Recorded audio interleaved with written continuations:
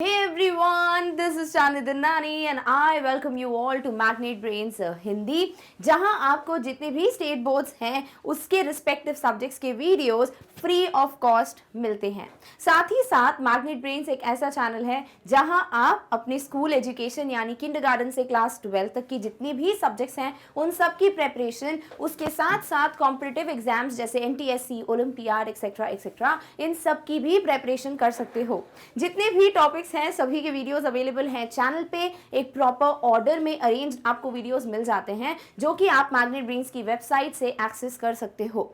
साथ ही साथ ऐसा कुछ भी नहीं है कि आपको हम 2 से 3 वीडियोस प्रोवाइड कर बाद में ये बोलते हैं कि आपको इतना पे करना पड़ेगा फिर आपको रेस्ट ऑफ द वीडियोस मिलेंगे, बिल्कुल भी नहीं। तो सब कुछ फ्री ऑफ कॉस्ट, वो भी बेस्ट क्वालिटी का कंटेंट अवेलेबल है हमारे चैनल पे। सो डेफिनेटली आप लोगों को इस चीज का बिल्कुल बेनिफिट यानी कि फायदा उठाना चाहिए और उसके लिए प्लीज जाके वेबसाइट विजिट करो ताकि आप सारे वीडियोस इजीली एक्सेस कर सको।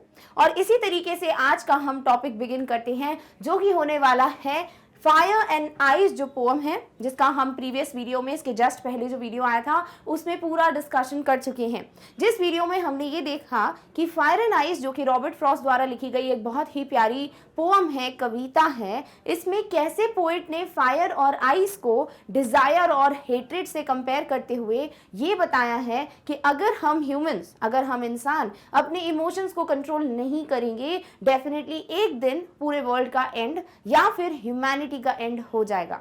और इसी तरीके से पोएम की rhyme scheme, explanation, important words सब कुछ देख चुके हैं in the previous video. But जब तक पूरे पोएम को या कोई भी चैप्टर जो हम पढ़ते हैं उसको एक प्रॉपर वे में समराइज ना कर लिया जाए, अगर एक प्रॉपर सारांश ना पढ़े हम, तब तक मजा नहीं आता। तो आज की जो वीडियो होने वाला है this is totally going to be the summary, यानी कि पूरा का पूरा सारांश होगा पोएम फायर एंड आइस का। तो समरी हम लोग डेफिनेटली ये देखने वाले हैं कि दोनों स्टैंजास में क्या बोला है पोइट में, साथ ही साथ इस पोएम से आपको सीखने को क्या मिलता है जो कि बहुत ऑब्वियस है, बिल्कुल साफ साफ है, उसे भी पॉइंट्स के रूप में हम समराइज करने वाले हैं। So let's revise the poem and let's summarise it. तो सबसे पहली चीज हम एक बेसिक सा इंट्रोडक्शन देखेंगे, फिर हम पहले स्टैंजा का जो भी एक्सप्लेनेशन है उसको देखेंगे। Clear? Okay. Fire and ice is a short poem written by Robert Frost. तो फायर एंड आइस क्या है? एक छोटी सी कविता है, एक बहुत ही शॉर्ट पोएम है जैसे कि डस्ट ऑफ स्नो थी, और ये भी लिखी गई है रॉबर्ट फ्रॉस्ट के द्वारा। The poet talks about 2 probable reasons for the destruction of world someday. Probable का मतलब क्या होता है? जो मतलब ऑलमोस्ट ये हो सकते हैं, है ना, लगभग जो रीजंस हो सकते हैं उसको प्रोबेबल कहते हैं। सो फायर एंड आइज एक ऐसी पोएम है जिसमें पोएट ने जो प्रोबेबल या जो पॉसिबल रीजंस हैं इस दुनिया के एंड होने के, जो एक दिन हमारा वर्ल्ड एंड हो जाएगा, उसके बारे में वो बताते हैं। He is talking about 2 different beliefs about the end of this world. और पूरी दुनिया में 2 बिलीव्स हैं, 2 मान्यताएं हैं कि जो वर्ल्ड है वो 2 रीजंस में से किसी एक की वजह से एंड होगा। अब वो 2 रीजंस क्या हैं, पोएट वही हमें यहाँ बता रहे हैं। These are based on what people say. देखो ऐसा कहा है ना, सम से ऐसे बुक जो पोएम है वो स्टार्ट होती है, तो पोएट वही बता रहे हैं कि कुछ लोगों का मानना है कि भाई एक रीजन हो सकता है वर्ल्ड के एंड होने का और एक कोई दूसरा रीजन हो सकता है। तो कुछ लोग कहते हैं that fire would be the reason for the world to end, कि क्या हो सकता है भाई, फायर हो सकता है reason for the world to end, यानी फायर की वजह से शायद पूरी दुनिया जो है वो एंड हो जाएगी। एंड अदर्स से ice would be the reason for its end, और कुछ कहते हैं कि शायद आइस, बर्फ जो है वो रीजन हो सकता है इस पूरे वर्ल्ड के एंड होने का। The poet says that he is in favor of those who say that this world will end in fire. पहले स्टैंजा में जो पोएट है वो कहते हैं कि जो लोग कहते हैं कि फायर एक रीजन हो सकता है वर्ल्ड के एंड होने का, उनके साथ पोएट बहुत ज्यादा अग्री करते हैं। पोएट बोलते हैं कि मैं सपोर्ट करता हूं उन लोगों के रीजन को जो लोग कहते हैं कि फायर जो है वो रीजन होगा इस वर्ल्ड के एंड होने का। ऐसा क्यों? This is because he has seen the effect and result of uncontrolled और unequal desires in the life of man.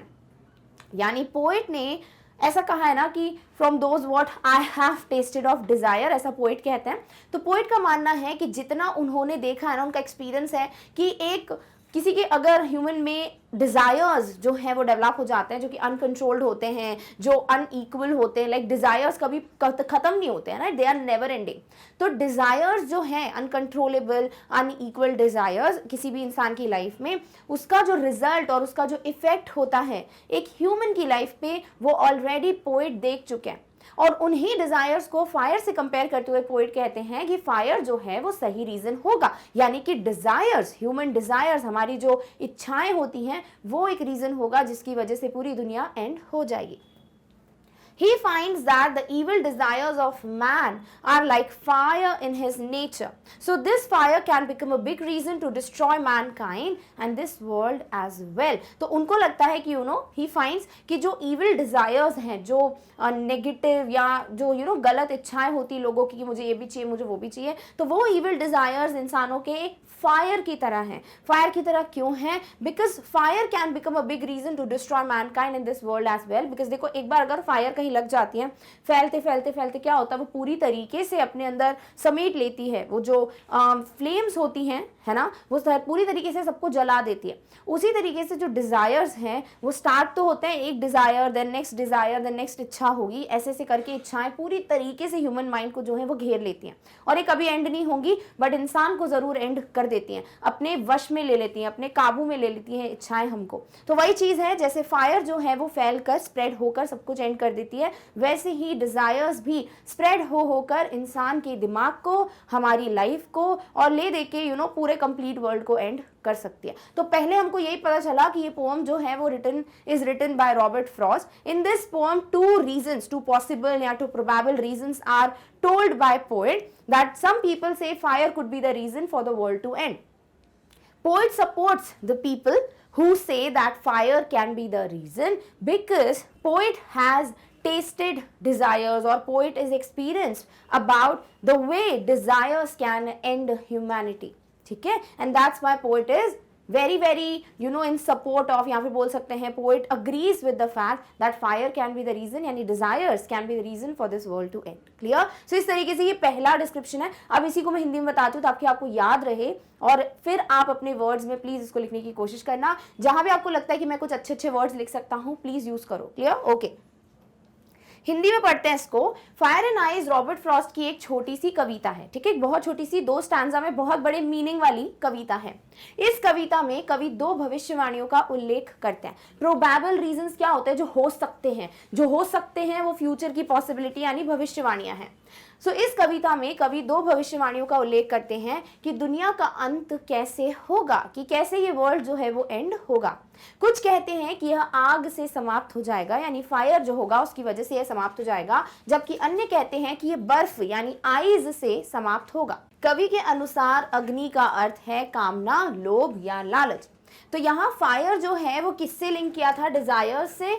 Desires देखो क्या होती है? इच्छाएं, कहीं ना कहीं लालच, है ना। तो आपको बहुत सारी इच्छाएं हैं, लालच है, या आप सोच रहे हो ना कि मुझे ये भी मिल जाए, मुझे वो भी मिल जाए। वो इविल डिजायर्स भी हो सकते हैं, कुछ गलत भी हो सकता है दैट यू वांट। तो वो सारी चीजें जो हैं वो फायर है, वो आग से या अग्नि से संबंधित है। जितना अधिक आप उन्हें संतुष्ट करने का प्रयास करते हैं उतना ही वे बढ़ते हैं। फायर जो है वो धीरे धीरे स्टार्ट होती है, लाइक कुछ चिंगारी होती है, देन फिर एकदम से बहुत ज़्यादा फ्लेम्स हो जाती हैं स्टार्ट, फिर पूरा स्प्रेड हो जाता है फायर। वैसे ही डिज़ायर्स जो हैं वो छोटी सी चीज़ से स्टार्ट होते हैं, फिर हम उसको सेटिस्फाई करते हैं तो हमारी डिज़ायर्स बढ़ जाती है, फिर वो सेटिस्फाई करते हैं तो तीसरी आ जाती है। तो इस तरीके से बहुत सारे डिज़ायर्स होते हैं जो नेवर एंडिंग होते हैं, जो कभी ख़त्म नहीं होंगे। इसी तरीके से उनका जो अंत है वो पॉसिबल नहीं है, इसका कोई अंत नहीं है। मनुष्य की बुरी इच्छाएं उसके स्वभाव में आग की तरह हैं, तो यह आग मानव जाति और इस दुनिया को भी नष्ट करने का एक बड़ा कारण बन सकती है। कहीं ना कहीं अगर आप देखो तो कई ऐसे लोग हैं जिनमें ना वो ह्यूमैनिटी या इंसानियत नहीं है, है ना।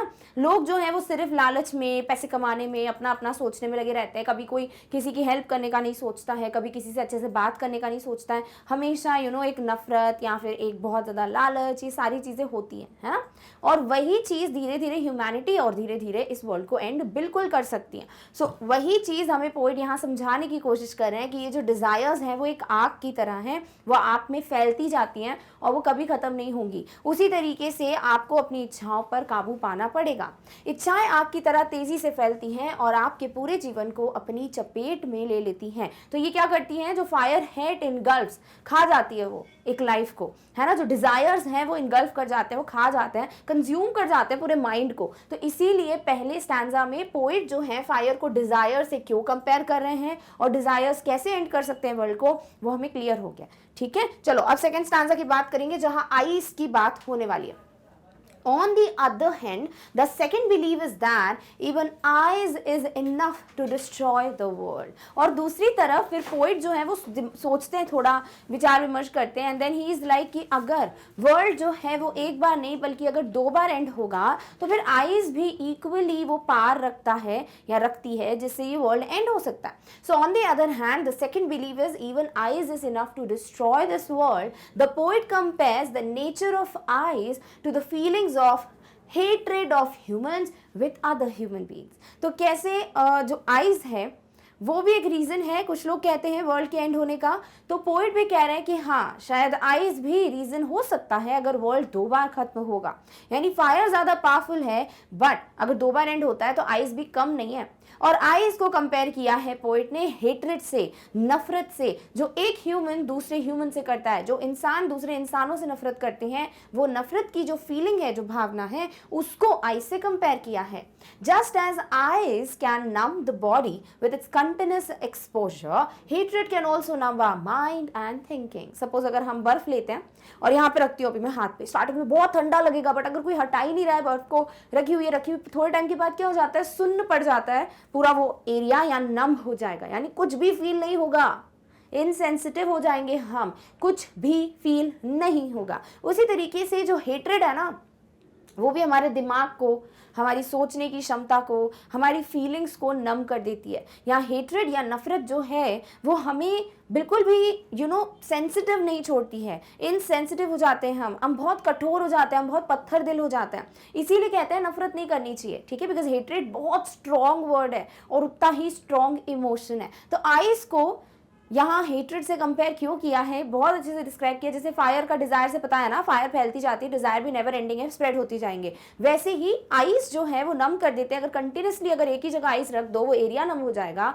वैसे ही जो हेट्रेड है कंटिन्यूसली हमारे दिमाग में रहेगा अगर, तो हमारी थिंकिंग, हमारा माइंड, सब कुछ नम हो जाएगा। Clear? And also it can make us insensitive and cruel. इसीलिए हेट्रेड जो है वो हमको इनसेंसिटिव भी बना सकता है और हमको क्रूअल भी बना सकता है। कहीं ना कहीं हम बहुत कठोर हो जाएंगे, कहीं ना कहीं हमको कोई फर्क नहीं पड़ेगा अगर कोई प्रॉब्लम में होगा, अगर कोई भी प्रॉब्लम में होगा तो हमें शायद अच्छा लगेगा, हमें हम कभी भी काइंडनेस नहीं शो कर पाएंगे, हम कभी डाउन टू अर्थ नहीं रह पाएंगे, एक ईगो आ जाएगा, एक बहुत ही बुरा एटीट्यूड हो जाएगा हमारा लाइफ के प्रति, लोगों के प्रति, और उसी को तो कहते हैं क्या, इनसेंसिटिव होना या क्रूअल होना, जो कि हेट्रेड से डायरेक्टली लिंक्ड है। Such insensitivity to humanity would be more responsible for the destruction of the world that it would have been। और इसीलिए ये insensitivity, अगर इमेजिन करो कोई भी ऐसा ह्यूमन बीइंग नहीं है जो दूसरे ह्यूमन बीइंग के प्रति इतना काइंड या फिर बहुत ज़्यादा सेंसिटिव नहीं रहेगा, अगर बिल्कुल भी काइंडनेस नहीं बची दुनिया में, कोई भी किसी को पसंद नहीं कर रहा है, जो भी ह्यूमन बीइंग जा रहा है दूसरे ह्यूमन बीइंग को हेट कर रहा है, बताओ ऐसे वर्ल्ड चलेगा? नहीं। तो इसीलिए तो पोइट सही तो कह रहे हैं कि अगर यही हेट्रेड जो है वो कंटिन्यूसली चलता रहा लाइफ में, डेफिनेटली एक दिन वर्ल्ड, ह्यूमैनिटी, सारी रेस जो है वो एंड हो जाएगी। और यही सेकंड स्टैंजा में पोइट हमको समझाने की कोशिश कर रहे हैं। क्लियर? ओके, अब इसी को हिंदी में पढ़ते हैं। आई होप आपको समझ आ गया कि भाई फायर को लालच, ग्रीड, डिजायर, इन सबसे क्यों कंपेयर किया है, और आइस को इनसेंसिटिविटी, क्रूएलिटी, कोल्डनेस, हेट्रेड, इन सबसे कंपेयर क्यों किया है। ठीक है, फिर कवि कहते हैं कि अगर दुनिया 2 बार खत्म होगी तो उसे खत्म करने के लिए बर्फ जो है, जो आइस है, वो भी उतनी ही सक्षम है। यानी जितना फायर, अग्नि जो है सक्षम है, उतनी ही बर्फ भी सक्षम है। अगर दुनिया 2 बार पेरिश होती है, die, like to die is to perish, right, यानी कि डिस्ट्रॉय होगी। कवि बर्फ और घृणा के बीच एक समानता बताते हैं। कवि कहते हैं जो घृणा होती है, जो हेट्रेड होती है, जेलसी, इनसेंसिटिविटी, ये सारी चीजें जो हैं वो बर्फ यानी आइस से बहुत ज्यादा मिलती जुलती हैं। असंवेदनशीलता और घृणा की मानवीय क्षमता में आंतरिक विनाश की क्षमता है। यस, हेट्रेड जो है ना वो हमको अंदर ही अंदर खत्म कर देता है। अगर आप पूरा दिन कुछ भी अच्छा मत सोचो किसी के लिए, पूरा टाइम बस बुरा बुरा सोचते रहो, नफरत करो, मुझे ये नहीं पसंद, मुझे वो नहीं पसंद, आपको इतना अजीब लगेगा, trust me, you will feel कि कुछ तो अजीब था, लाइक समथिंग एंटर्ड, है ना। तो वही चीज़ है कि ये जो होती है घृणा और ये बिल्कुल इनसेंसिटिव होना, ये सारी चीज़ें हमें कहीं ना कहीं अंदर ही अंदर डिस्ट्रॉय कर देती है। धीमा और स्थिर होते हुए भी इसका प्रभाव वही होता है जो इच्छा का हम पर होता है। भले डिज़ायर्स या फायर जो है वो बहुत फास्ट होती है, बहुत जल्दी स्प्रेड होती है, और जो बर्फ़ है वो बहुत एक जगह स्थिर है, या हेट्रेड बहुत एक ही जगह रुका होता है ना। बट दोनों एक ही काम करते हैं, हमारी थिंकिंग, हमारे माइंड, हमारी इनर जो सोल है उन सबको डिस्ट्रॉय कर देते हैं। तो अगर आग और बर्फ के बीच एक विकल्प दिया जाए तो बर्फ दुनिया को नष्ट करने के लिए आग की तरह ही अच्छी होगी। तो अगर एक ऑप्शन भी अगर देना हो कि क्या आइस या बर्फ भी एंड कर सकती है, क्या हेट्रेड वर्ल्ड को एंड कर सकता है, डेफिनेटली उसमें उतना ही पार है जितना कि फायर में है। और इस तरीके से पोएम हमें और अच्छे से अब क्लियर हो गई है कि क्या फायर और आइस का मतलब है। ठीक है, ऑल राइट। अब मैं आपको बताती हूँ कि एग्जैक्टली आप क्या सीखते हो इस पोएम से, फिर हम इसको एंड करेंगे। सो desire is like fire, you start with the initial feeling of wanting something and it gradually spreads। क्या बोला जा रहा है कि डिजायर, इच्छाएं एक आग, एक अग्नि, एक फायर की तरह होती हैं। वो एकदम से एक छोटी सी चिंगारी से स्टार्ट होती है, बिल्कुल ऐसे इनिशिएट होता है थोड़ा सा कुछ, और फिर वो जो स्प्रेड होता है, मतलब जो जल्दी जल्दी फैलती जाती है फायर या डिजायर्स, वो हमें समझना है। तो इसीलिए उसको स्टार्ट होने ही मत दो, अदरवाइज एक बार वो स्टार्ट हो गई तो वो धीरे धीरे स्प्रेड होकर सब कुछ खत्म कर देंगे। कौन? Desires. Clear? Man wants his wish to be fulfilled, otherwise he remains immersed in it. Yes, अगर हमारे दिमाग में कोई स्ट्रॉन्ग इच्छा आ जाती है, देखो मैं पॉजिटिव चीज़ों की बात नहीं कर रही हूँ कि आप अच्छा स्कोर करना चाहते हो, आप अच्छे इंसान बनना चाहते हो, आप लोगों की मदद करना चाहते हो, ये आपकी इच्छाएं हैं, ग्रेट। बट अगर इविल डिजायर्स हैं, या आपकी दिमाग में सिर्फ वो चीज़ें हैं जिससे आप अपना फ़ायदा सोच रहे हो कि नहीं मैं तो मुझे ये मिल जाए, मुझे वो भी मिल जाए, ये सब जाए दुनिया, मुझे कोई फ़र्क नहीं पड़ता किसके पास क्या है क्या नहीं, बट मुझे सब कुछ मिल जाना चाहिए, ये सारी चीज़ें अगर आप में हैं और अगर वो फुलफिल नहीं होती हैं, अगर वो आप सेटिस्फाई नहीं कर लेते हो अपने डिज़ायर्स को, तो आप पूरी तरीके से उसमें डूब जाते हो, you get immersed in it. आपको ऐसा लगता है कि बस अब डिज़ायर्स पूरे नहीं हुए तो लाइफ का कोई मतलब है ही नहीं। There is no goodwill in the heart of a person filled with hatred। Next अगर आइस वाला कंपैरिजन से मैसेज हमें सीखना है अगर सेकंड स्टैंजा से, तो वो क्या है कि अगर आपके दिलो दिमाग में सिर्फ हेट्रेड है, सिर्फ नफरत है किसी के प्रति, डेफिनेटली आप में कभी भी अच्छी जो एक गुडविल यानी कि जो एक सद्भावना होती है वो कभी देखने को नहीं मिलेगी। यानी आप कभी अच्छे इंसान बन ही नहीं पाओगे अगर आपके अंदर सिर्फ और सिर्फ हेट्रेड है। तो इसीलिए डिजायर्स और हेट्रेड को हमेशा के लिए टाटा बाय बाय कह देना चाहिए। They are like the most unwanted guests in our life, कि उनको कभी भी एंटर होने नहीं देना है। Clear? Okay. We humans never feel satisfied and destroy our life. Definitely हम कभी सेटिस्फाई होते ही नहीं है। कई ऐसे लोग होते हैं जो बहुत खुश होते हैं पता है अपनी लाइफ में, बिकॉज उनके पास होता सब, बहुत कम चीज़ें होती हैं लाइफ में, बट वो एटलीस्ट उसके साथ खुश रहते हैं। और कुछ लोग होते हैं जिनके पास सब होता है, like they have everything, but कभी आप उनको हैप्पी नहीं देखते हो। क्यों? क्योंकि उनको लगता है कि नहीं नहीं ये भी कम है, मुझे अभी और भी चाहिए, मुझे उससे भी ज़्यादा ये चाहिए, तो वो फिर चीज़ें सही नहीं होती। तो जो कुछ भी है उसमें पहले खुश रहना सीखना बहुत ज़रूरी है, सेटिस्फाइड रहना बहुत ज़रूरी है, और फिर आगे का सोचना भी अच्छी बात है, बट लालच के रूप में नहीं, बस एक अच्छी भावना के रूप में कि हाँ मुझे आगे बढ़ना है। Clear? If man does not control his emotions, he will ruin his life and make it disordered. Definitely. अगर हम अपने emotions को specifically ऐसे emotions जो हैं greed, avarice, hatred, then desires, then insensitivity, coldness, और क्या बोलूँ cruelty, है ना, lack of kindness, ये सारी चीज़ें अगर हम में हैं, अगर ये इमोशंस हैं और ऐसे इमोशंस को अगर हमने बोला कि हाँ भाई हावी हो जाओ हम पर, देन डेफिनेटली हम अपनी लाइफ और जो पूरा जो एक ह्यूमैनिटी है सब कुछ डिस्ट्रॉय कर देंगे, रूइन कर देंगे, खराब कर देंगे, सारी दुनिया को डिसऑर्डर कर देंगे। इसीलिए ऐसा नहीं है कि एक इंसान में अगर ये बातें हैं तो बाकी थोड़ी इफेक्ट होंगे, ऐसा कुछ नहीं है, सब में धीरे धीरे वो स्प्रेड हो जाता है। इसीलिए यू बिकम द वन, आप ऐसे पर्सन बनो जिसमें बिल्कुल भी ये नेगेटिव इमोशंस नहीं है, आप हमेशा अच्छा अच्छा सोचते हो। क्लियर? सो ये कुछ चीज़ें हैं जो हमको सीखने को मिलती हैं। अब इसी पे बेस्ड कोई क्वेश्चन आएगा, आप डेफिनेटली उसको अच्छे से एलैबोरेट करके या डिटेल में लिख सकते हो। डन? अब इसी को हिंदी में पढ़ते हैं, फिर एंड करेंगे समरी को। सो इच्छा बिल्कुल आग की तरह है या अग्नि की तरह है। आप कुछ चाहने की शुरुआती भावना से शुरू करते हैं और ये धीरे धीरे फैलती है। मतलब आप सिर्फ ऐसा होता है कि बस मुझे ये चाहिए, no I just want this, like something negative. Okay, again मैं इसको क्लियर कर रही हूँ, कुछ नेगेटिव, बस वो वहां से स्टार्ट होता है, फिर वो कभी भी एंड नहीं होता, इट्स नेवर एंडिंग, इसीलिए उसको फायर से कंपेयर किया। सेकेंड थिंग, इंसान चाहता है कि उसकी मनोकामना पूरी हो, वरना वह उसी में डूबा रहता है। अगर हमारी इच्छाएं पूरी नहीं होती हैं तो हम उसी में डूबे रहते हैं, हमको लगता है क्यों नहीं हुआ पूरा, भाई मेरे को ये भी चाहिए, मेरे को वो भी चाहिए। तो डेफिनेटली इच्छाओं को दूर ही रखना चाहिए।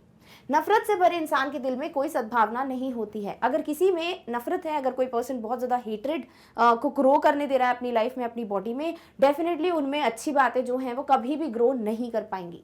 हम इंसान कभी संतुष्ट महसूस नहीं करते और अपने जीवन को नष्ट कर देते हैं। हम ह्यूमन बींग्स कभी सेटिस्फाई होते ही नहीं है। जैसे एक आगे जाके पोएम आने वाली है एनिमल्स पे बेस्ड, ठीक है, और जब हम वो पढ़ेंगे ना आपको क्लियर होगा कि कैसे एनिमल्स जो हैं वो सेटिस्फाइड है अपनी लाइफ में, इसीलिए वो हम लोगों जैसे नहीं है, ठीक है। और कहीं ना कहीं ह्यूमन बींग्स को वो कंटेंटमेंट, वो सेटिस्फैक्शन की, वो संतुष्टि की जो फीलिंग है वो हमेशा फॉलो करनी चाहिए। और अगर नहीं करते हैं तो डेफिनेटली हम क्या कर रहे हैं ना, हम भागा दौड़ी में लगे हुए हैं, हमको ये भी चाहिए वो भी चाहिए। सो डेफिनेटली अगर हम संतुष्ट महसूस करना स्टार्ट कर दें, डेफिनेटली एक बिग चेंज देखने को मिलने वाला है।